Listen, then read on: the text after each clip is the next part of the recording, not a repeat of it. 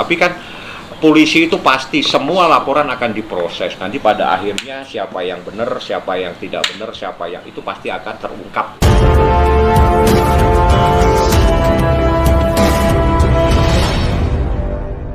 Selamat sore rekan-rekan semua, terima kasih banyak Anda mau membantu kami. Saya perkenalkan, ini namanya panggilannya Mbak Lintang dan ini saudara saya Mas Bagus ya. Jadi ini berawal dari Lintang mengenal seseorang yang bernama Lady, tapi ada panggilannya, menurut keterangannya dia adalah seorang artis ya, tapi LM ya, saya panggil LM. Awal ceritanya bagaimana, terus tiba-tiba dia yang sebetulnya korban sekian miliar, tapi dia ya justru yang dilaporkan. Jadi dia entah membuat cerita seperti apa, dia melaporkan di Polda Metro, seakan-akan Lintang ini telah melakukan penipuan, juga telah melakukan pemalsuan beberapa dokumen-dokumen. Nah, proses berjalan, pada akhirnya tidak ditemukan adanya sebuah peristiwa pidana dan tidak ditemukan adanya bukti yang cukup untuk memproses lebih lanjut, sehingga Polda Metro telah mengeluarkan surat penghentian penyidikan. Seperti itu. Kejadian awal dia lapor di Februari 2000. Laporannya 4 Mei 2021 dan dihentikannya 31 Juli 2023. Bagaimana ceritanya? Mengenal seseorang yang menurut keterangannya seorang artis. Menurut keterangannya, tapi saya tidak tahu. Biar nanti ini Mbak Lintang yang sebetulnya korban, tapi dia dilaporkan polisi, dia sudah habis banyak berapa miliar, tapi dia juga menjadi korban, bukan hanya dilaporkan, tapi juga digugat di Pengadilan Negeri Tangerang ya. Betul. Jadi silakan Mbak Lintang, dilanjut. Jelaskan Mbak Lintang gimana kronologis permasalahan bisa mengenal Lady Marcella dan bisa meminjam uang sebanyak 60 miliar itu seperti apa? Awal mulanya saya kenal Lady dari teman saya. Waktu itu si LM ini menawarkan suatu pekerjaan. Waktu itu pekerjaannya bansos DKI ya, senilai berapa waktu itu? 60. Senilai 60 miliar, dan pada waktu itu perusahaan si LM ini perlu uang 3 miliar untuk mengambil sebuah SPK atau surat perintah kerja. Jadi dia datang ke kafe ini di tempat ini juga, kejadiannya. Pojokan situ dia datang, kita di sini. Ya, dia perlu uang 3 miliar waktu itu. Saya kasih pada hari itu juga. Beliaunya juga ikut datang ke DKI, semua diarahin lah sama LM. Oh, SPK-nya ini perlunya uang 3 miliar untuk ngambil SPK ini. Jenis pekerjaannya berbagai macam sembako, waktu itu COVID ya. Nah, berawal dari situ ternyata SPK itu palsu. Dari SPK palsu itu LM ini mulai belibet, nggak karu-karuan. Terus dari 3M terus Kan 3M terus tambah butuh modal untuk beli sembakonya 37M. Dari saya mengeluarkan uang pribadi saya 3 miliar, akhirnya si LM ini perlu modal tambahan senilai 37 miliar. Ya. 37 miliar. Akhirnya kami sepakat bekerja sama waktu itu, belum tahu SPK-nya palsu. Bekerja sama pinjaman di FS Capital senilai 40 ke 37 ya? 40. Senilai 40 miliar. Nah, setelah 40 miliar itu cair, semua atas perintahnya LM, beli barang, beli beras, beli macam-macam lah item dari sembako tersebut. Nah, dari situ setelah pencairan itu baru diketahui lah bahwa SPK itu palsu. Dari SPK itu palsu, si LM ini udah dikasih tahu, Mbak, ini SPK palsu ya. Si LM ini terus meyakini bahwa SPK itu palsu, bahwa SPK itu asli. Dari situ mulailah terjadi sedikit miss gitu. Saya minta untuk waktu itu dihentikan lah. Waktu itu kan proses pembelian barang kan belum sampai ke gudang semua. Sebelum sampai ke gudang, saya minta untuk dihentikan pembelian, tapi si LM ini nggak mau. Dia minta terus dijalankan terus sampai akhirnya gudang itu penuh dengan senilai 37 itu ya, Mas? Iya, senilai 37 Nah, setelah tahu SPK itu barulah kita ribut kan. Gimana ceritanya? Kita kan minta barang itu kan dijual balik ke supplier. Iya, dijual balik ke supplier. Berarti mungkin nanti dihitung dengan kerugian ongkos tenaga, ongkos transport segala macam, atau ada nilai penurunan. Ternyata LM nggak mau. LM nggak mau, tetap dia maunya jual barang itu sendiri.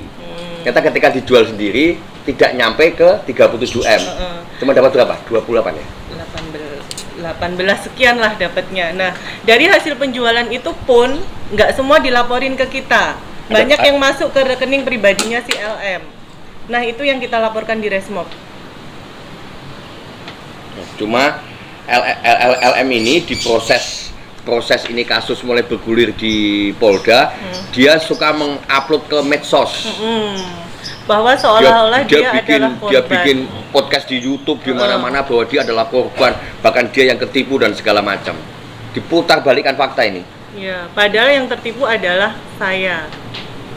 Yang mengembalikan pinjaman dari FS Capital itu saya, bukan LM. Seolah-olah dari waktu itu saya pernah mengajukan gelar di Wasidik Mabes Polri ya. Di Wasidik pun gelar dari semua laporannya LM ini minta dihentikan. Waktu itu LM ditanya, "Ibu dirugikan atas dasar apa?" Dia tidak bisa menjawab dia dirugikan atas dasar apa, karena memang itu bukan uang pribadinya si LM, dan yang menjadi guarantor waktu untuk peminjaman di FS Capital itu adalah saya pribadi menggunakan perusahaannya si LM. Tapi untuk bukti-bukti sendiri peminjaman dari Ada semua. Dokumen semua lengkap. Dokumennya ini lengkap seperti ini ada surat pesanan dan seterusnya. Jadi tidak pernah disangka bahwa dokumen-dokumen untuk pekerjaan tersebut adalah sebagian palsu atau tidak sesuai dengan aslinya. Memang situasi COVID. Nah, dia ini sebetulnya yang menjadi masalah.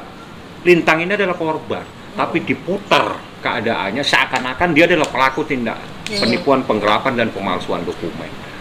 Ya, dia laporin, motivasinya apa? Mungkin motivasinya karena dia juga takut dikejar-kejar sama yang memberikan utang dari dia kayaknya ini. Sih dia takut untuk suruh bayar nih, melunasi sisa pinjaman. Karena kan proyek ini kemarin tuh kalau untung kita kan berbagi 70-30. Ya. Berarti kan intinya kalau rugi juga 70-30 dong. Ya. Nah, dia untuk menghindari kena beban di 30% ini, dia berulah dengan seperti ini. Manuver melaporkan saya sebagai penggelapan BPKB mobil lah, pemalsuan dokumen, banyaklah yang dilaporin saya di situ. Tapi mungkin hari ini kami minta konversi itu sebenarnya gini intinya. Karena waktu tanggal Mei tahun 2021, ketika dia bikin LP di Polda, dia kan panggil semua wartawan tuh. Dipanggil semua, dia koak-koak. Judulnya aja ngeri. Artis FTV, LM tertipu. Artis LM duta toilet Indonesia tertipu. Kan di mana-mana. Habis itu terus dia bikin podcast di YouTube-nya itu Adi Warman, ketua Gerakan Nasional GNPK itu. Sampai berapa kali episode itu? Foto saya di situ cuma tersebar ditulis penipu gitu. Disebar di mana-mana itu foto kita ini bahwa kita adalah penipu. Makanya setelah kita mendapatkan kepastian hukum di Polda Metro Jaya bahwa kasus ini dihentikan atas laporan Lady melaporkan ke kita, makanya kami manggil mas-mas itu. Berarti hal ini udah dilaporkan ke Mabes Polri, udah dibuat LP. Waktu itu di Polda PMJ, Polda Metro. Kita di waktu itu di Mabes Polri kita minta minta gelar khusus. Gelar khusus karena Lady ini lapor di banyak kayak di Kamnek, di Harda gitu, dia lapor banyak banget. Akhirnya mintalah gelar khusus di Wasidik. Jadi jadi LF ini melaporkan bukan hanya satu. Laporannya itu tanggal 4 Mei 2021 melaporkan adanya dugaan perkara tindak pidana penipuan dan atau penggelapan dan atau pemalsuan dan atau menyuruh menempatkan keterangan palsu yang dilakukan oleh Lintang Hayu, ada Danang, ada Sita, ada beberapa orang, dan itu adalah sebetulnya justru korban dari orang yang melaporkan. Jadi dia adalah pelaku, tapi dia memanfaatkan seakan-akan dia public figure, dia lapor dengan membawa rekan-rekan media seakan-akan dia tertipu. Nah, inilah hasil dari proses laporan tersebut, alhamdulillah setelah memakan sekian proses tidak ditemukan adanya cukup bukti adanya perbuatan pidana dan dikeluarkan penetapan penghentian penyidikan tertanggal 31 Juli tahun 2023. Jadi laporan atas nama LP 2371 dan seterusnya tahun 2021 tanggal 4 Mei 2021 atas nama LM yang menjadi pelapor yang dilaporkan dia, dan alhamdulillah ini dihentikan. Artinya Mbak Lintang bukan pelaku tindak pidana penipuan, penggelapan, dan atau memberikan keterangan palsu atas proyek-proyek yang tidak jelas ini. Ini proyek-proyek yang tidak, ini ada proforma invoice segala macam, ternyata proyek ini fiktif. Fiktif. Ada langkah untuk melaporkan Itu sudah kita laporkan di laporkan, Resmo, tapi Polda Metro. Polda Metro Resmo. Jadi berawal itu adalah saudara Bagus inilah yang memperkenalkan Lady, ya, di tempat ini. memperkenalkan LM ke saya. Di tempat Di ini. tempat ini juga. Di tempat ini dikenal. Di lantai ini juga, bukan cuma di tempat ini, di lantai ini. Di lantai ini kenal. Minta uang 3 miliar dulu, terus minta uang sekian puluh miliar lagi. Ya, karena ini memang orang pekerja proyek, pekerja. Jadi ya disiapkan lah. Karena memang kan aktivitasnya seperti itu. Tapi ternyata justru dia adalah ditipu. Jadi dengan modus dokumen-dokumen yang tidak benar, seperti itulah. Bang, tadi bilang sudah dilaporkan, itu pertanggal kapan, Bang? Laporan yang Resmob itu ya. Sama 2021 saya melaporkan. Oh, melapor. Penggelapan mobil. Sama. Bukan. Kita Melapor- dia kan ngelapin duit yang ini. Menggelapkan uang. Ini kan barang udah ada, dijual balik kan? Ya. Dijual ini duitnya digelapin lagi sama dia. Oh, hasil penjualan barang-barang. Jadi barang itu kan ada nih disuruh jual. Hasil penjualan harusnya dikirim ke kita, diserahkan. Tapi Gelapin lagi. Digelapkan lagi dan itu dilaporkan. Itu Untuk dilaporkan di Mas Resmob. Bagus sendiri mengenal sosok LM itu seperti apa sih, Mas? Jauh. Saya juga kenal hari itu di sini, Mas. Oh, gitu. Saya kenal dari seseorang. Oh. Gitu loh. Bukan saya udah kenal lama. Cuma sekarang dia malah keluar kemana katanya SPK itu dari saya. Makanya kenapa kita laporkan ke Resmob, walaupun kan waktu itu yang tersangka di mana, Mbak? Di Kamnek ya? Reta. Ya. Kamnek. Jadi laporan pertama itu yang laporin siapa, Mbak? Lady. Oh, jadi ketika ini ribut, Mas, Lady ngelaporin orang DKI di Kamnek ya? Kamnek. Akhirnya yang aktor utamanya yang orang DKI ini tersangka. Terus malah Lady ngelaporin kita. Kenapa ngelaporin kita? Setelah saya ajak duduk, Mbak Lady, ini kalau untung kan 70-30. Nah ini rugi. Berarti 70-30 juga dong, betul nggak? Di mana-mana kan gitu. Mulai dia sudah berulah, ternyata hasil penjualan yang sembako nilai 37 miliar pun yang kita beli dengan 37M itu cuma balik 18 miliar. Duitnya pun digelapin sama dia. Gitu. Tapi kalau kita lihat, kalau mungkin mas-mas googling di internet tentang dia, kok justru kita yang nipu dia katanya gitu. Jadi kalau Mas tadi tanya motifnya apa? Motifnya itu tadi. Ketika karena saya mengenalkan ini, berarti saya ini kan kausa prima, Mas. Sebab akibat saya ini. Iya. Ya, Ketika saya sudah mulai minta duduk ke dia, ini ada untung 70-30. Berarti ada rugi 70-30. Mulai dia berulah. Malah ngelaporin kita dua loh, Mas. Pertama di Jakarta Pusat. Waktu dia minta 3M sore itu, siang itu. ya siang ya. Tapi jam segini baru diserahkan. Jam segini diserahkan, Mas. Tanggal 14 ya. 15 September. Dia minta uang hari itu. Saya minta jaminan BPKB, Mas. Wajar dong. Dia minta duit 3M dari teman saya. Saya nggak punya jaminan apa-apa. Padahal untuk nebus SPK masih nama PT dia. Wajar nggak saya minta jaminan? Wajar. Keluarlah duit 3M, saya minta jaminan BPKB, Mercy, Expander sama 2 truk. 4 BPKB. Tahu nggak kejadiannya setelah ribut? Kita dilaporkan gelapkan BPKB, Mas. Dan kita hampir tersangka juga. Dan di SP3 juga, ini saya panggil lagi, Mas. Kenapa? Ini hanya BPKB. Di mana-mana kalau Mas tanya masalah hukum tentang BPKB, BPKB tanpa mobil, tanpa kuitansi penjualan, nggak ada wujudnya nilainya, betul? Nah, tapi dia ngelaporin ke kita juga. Terus dia ngelaporin kita di Harda Polda Metro yang akhirnya di SP3. Dan sebentar lagi juga SP3 yang di Jakarta Pusat. Itu. Jadi kalau Mas mau muter motifnya apa? Tadi motifnya. Ketika saya ajak duduk, saya minta bagaimana kerugian ini. Mulai dia berulah. Jadi judulnya tatkala penipu mengaku tertipu. Iya betul itu. Dan Bang Fahmi sendiri sebagai kuasa hukum Mbak Lintang dan Mas Agus, gimana nih Mas? Jadi yang pertama itu saya ucapkan alhamdulillah ya. Jadi dalam proses memang memakan waktu sejak tahun 2021 kita ikhtiar terus memberikan bukti-bukti, akhirnya disimpulkan tidak ada perbuatan pidana dan itu dikeluarkan surat penghentian penyidikan. Ini ya, jadi ini suratnya tapi jangan terlalu jadi ini suratnya. Jadi sudah dihentikan, alhamdulillah. Berarti tidak ada perbuatan pidana yang dilakukan oleh Lintang dan kawan-kawan. Jadi dia yang selama ini dituduh melakukan penipuan, pengkelapan dan pemalsuan lagi dokumen-dokumen, nggak tahu apa yang dipalsu, hampir 60 sekian miliar dia mengadu dan membawa rekan-rekan media untuk mempublish seakan-akan dia menjadi korban atas dugaan tindak pidana, dan alhamdulillah kebenaran itu memang tidak bisa disalahkan dan tidak bisa dikalahkan, dan inilah kebenarannya. Apa yang dilaporkan itu adalah sesuatu yang tidak benar dan dihentikan. Saya nanti akan melakukan proses hukum lebih lanjut, tapi apa prosesnya nanti saya akan komunikasikan kepada Mbak Lintang dan Mas Hagi seperti apa. Mbak Lintang sendiri balik dari awal Pak mengenal sosok LM itu sebagai public figure.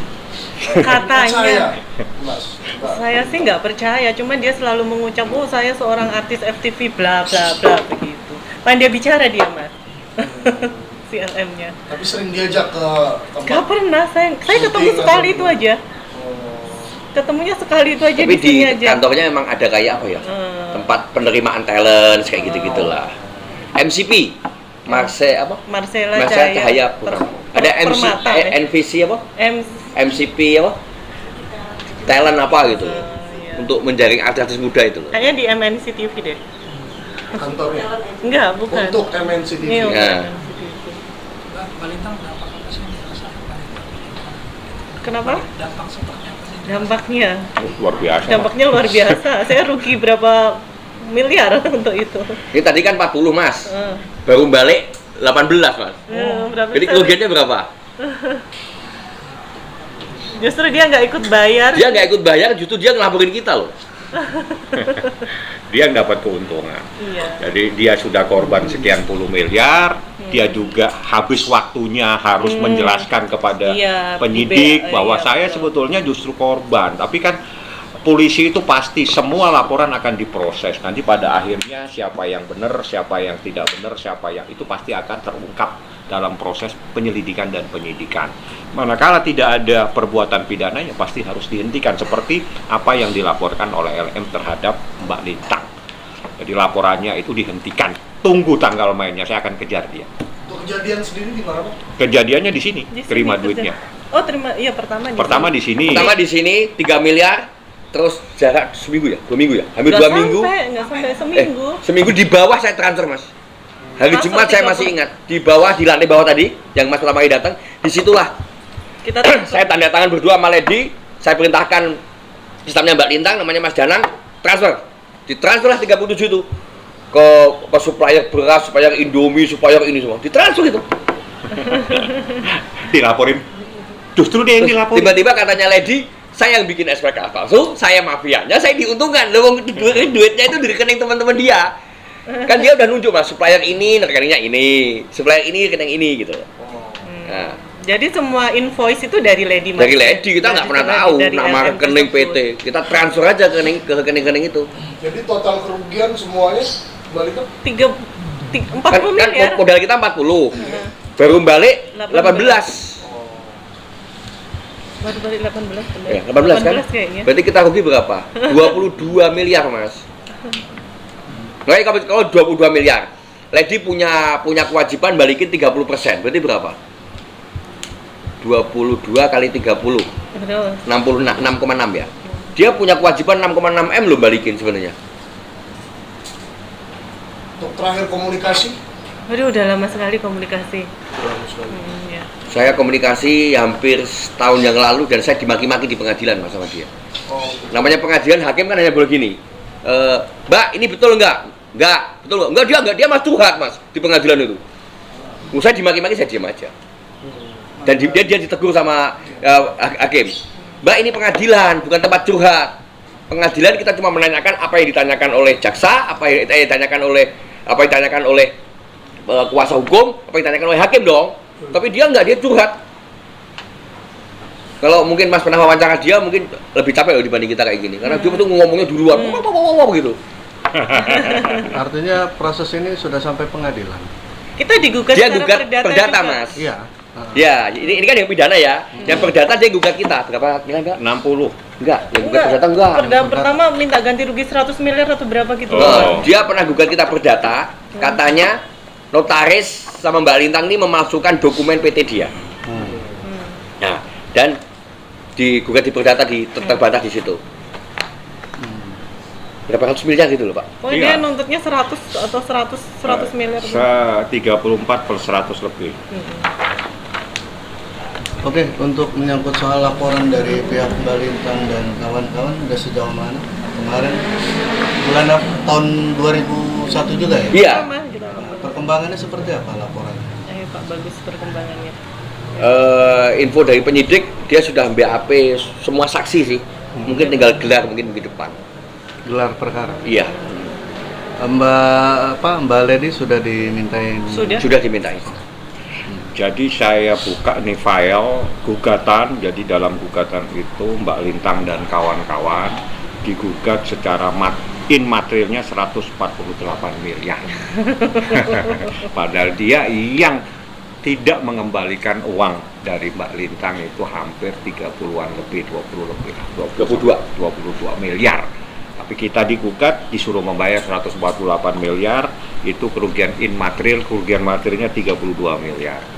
Ya inilah, ada gugatan lain, ada laporan polisi, pokoknya macam-macam lah. Kita digugat secara perdata, secara pidana, kita digugat semua. Untuk keberadaan Lady sendiri sekarang masih di Jakarta kah atau di luar Jakarta? Di Jakarta, Masih. masih di Jakarta. Akankah Bang Pami akan mengajukan juga gugatan di perdatanya nanti? Sementara belum, jadi saya fokus kepada laporan kita. Jadi gitu, karena kita sudah lapor supaya tidak menjadi mentah laporan kita, saya tidak akan melakukan upaya hukum perdata. Jadi biar proses pidananya dulu jalan, karena kita juga melaporkan dia. Nah, biar ini jalan dulu, baru gelar apa semua. Nanti soal perdata itu tidak akan hilang. Jadi kerugian material tidak akan hilang, pasti kami akan kejar. Tapi kami tidak ingin terjadi persoalan tafsir di dalam perkara ini seakan-akan ini ada perdata, ada laporan polisi kan gitu. Jadi nanti jangan-jangan saya fokus kepada laporan polisinya supaya diproses lebih cepat, lebih dulu. Karena kami adalah orang yang menjadi korban dari tindak pidana patut penipuannya dan penggelapannya. Dan mungkin juga kaitannya dengan dokumen-dokumen palsu. Karena itu proyek sebetulnya fiktif. Artinya ini sekaligus membantah adanya perdamaian ya? Tidak pernah ada perdamaian kita. Karena apa? Bagaimana kita mau damai? Kita aja dilaporkan ke sana kemari. Gitu loh. Damai itu manakala dia tidak pernah melangkah secara hukum. Tidak membuat laporan-laporan yang aneh-aneh, yang jadi mengada-ada. Seakan-akan, wah, Mbak Lintang adalah yang pelaku tindak pidana penipuan, penggelapan, dan pemalsuan. Padahal sebetulnya dia yang menerima duit, walaupun tidak melalui dia langsung, tapi akibat dia punya transfer ke sana, transfer itu adalah bagian dari perintah dia. Nah, itu beberapa barang-barang itu ini transfer sana, transfer ini saksi, dan dia adalah pelakunya, saksi dan yang pertama kali dan di kantor ini, di kantor dia di sini kejadiannya. Bang, LP-nya sendiri kemarin LP-nya bisa Kalau LP yang mana ini? Ada yang dua. Pihak dari Mbak Lintang. Mbak Lintang apal ya? Sebentar ya kalau. Mas bagus yang punya. Tahu kita bikin laporan, baru dia bikin laporan. LP-nya ini. Duluan kita sebenarnya. Dibesarkan. Ya, dulu kan. Dibaca dulu aja. Sebentar dulu ya. Cuma Bintang ini Pak Lintang dibaca aja. Nah, ya biar jelas. Atau diginin aja, dibuka. Dibaca dulu aja, dibaca dulu. Dibaca Laporannya, sebentar saya bacain dah. Lapornya tanggal 18 Januari 2021 di Polda Metro. Ya. dugaan tindak pidana pemalsuan,